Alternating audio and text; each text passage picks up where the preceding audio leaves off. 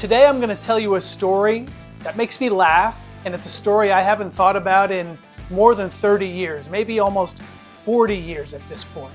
This is way back in 1993.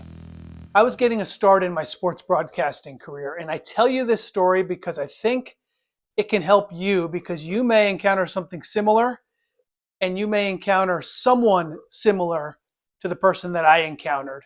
And I want to give you a chance to know that it happens to other people. And this is what happened to me, and you might encounter the same thing.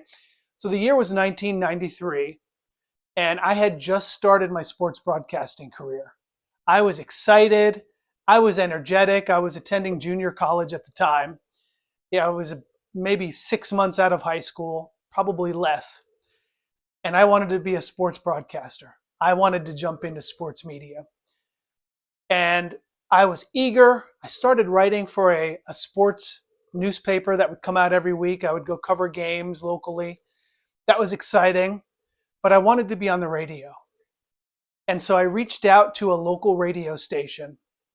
I don't remember even how I had the idea to do it, but I reached out to a local radio station. It was a country station on the AM dial, and I went in, met the owner, met a couple of the hosts, and I offered to work for free because I knew that's how you start a job in sports media.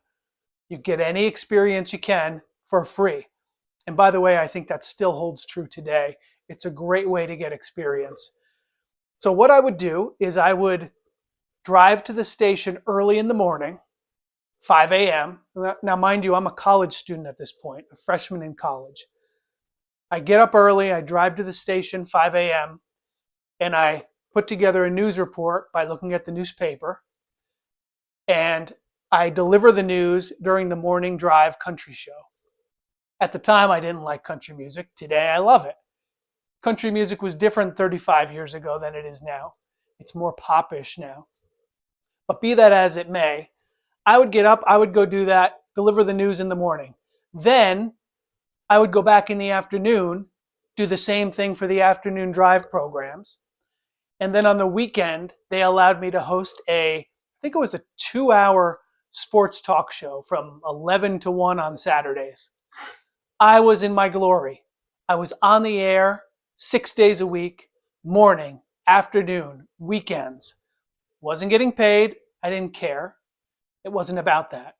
And this was back in the day when you had to use a cart, which for those of you that don't know what that is, nowadays when you hear highlights and when you hear sound bites on the radio or on a television program, I'm talking radio here, now they're digital. You press a button, it plays it. Back then you had to put it onto a little cassette tape.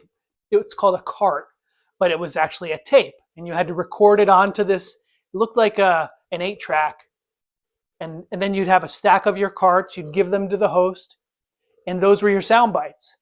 And so let's say I had the local mayor talking about something. I would intro it, and then he would press play on that cart, and it would play. So a lot of what I did before the newscast was put those together, or different things that I wanted to work into my newscast. So I was learning the behind the scenes. I was learning how to deliver news on the air. It was fantastic. I loved it. It was exciting. I especially loved the Saturdays when I had a chance to do my 2-hour sports talk show. And that was phenomenal because it allowed me to get press passes to all of the games. I would ask to go to Knick games. I would send a fax on official radio station letterhead, and I would be in the locker room covering the Knicks. I was 18 years old, few months out of high school. It was awesome. I went to the Boston Garden, seeing the Celtics and the Pacers. I went to Fenway Park, covering a Red Sox game on the field. And I'm like 18 years old. Pretty cool. But that's not the story I was going to share. So one day I go into the station, and the owner pulls me aside. He's like, "Rick, you're doing a great job. You're doing great work." I mean, I could speak, and I was free. So obviously, I was doing great work as far as he was concerned. And they were always kind and friendly, and it was a great place to be.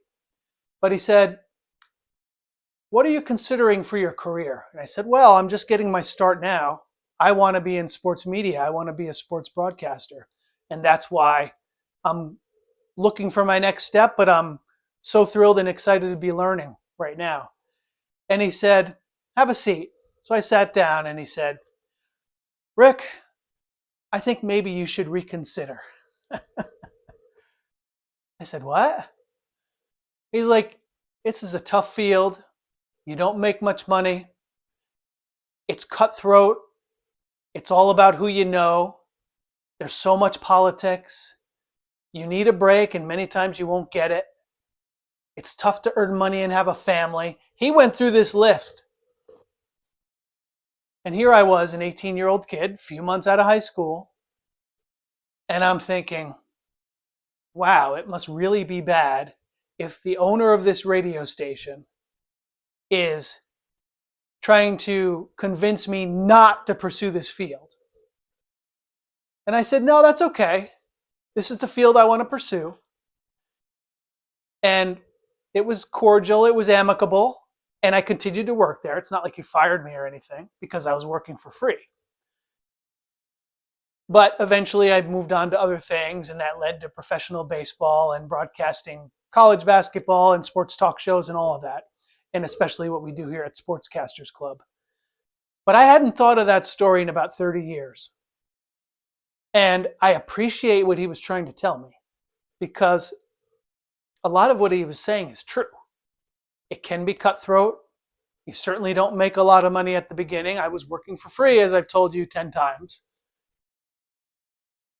You need a network of people to help you. So it is about who you know, which I built, not only in my working career, but then attending Fordham University, interning at WFAN, and then it snowballed from there. But as I said, you don't get paid a lot. It's tough to start a family when you're working in that industry when you're young, because you may have to move around. You may have to do a bunch of different things to make it work. For example, work construction in the off season, or substitute teach, or all these different things. Work at a temp agency doing data entry all day. These are all things I did, among many others, that some of which I'll name, some of which I won't. Camp counselor, baseball coach, all of these things. A lot of fun, but all the things you have to do. So he was laying out all the pitfalls, all the warning signs, all the booby traps that I was going to face along the way. And so when I did encounter them,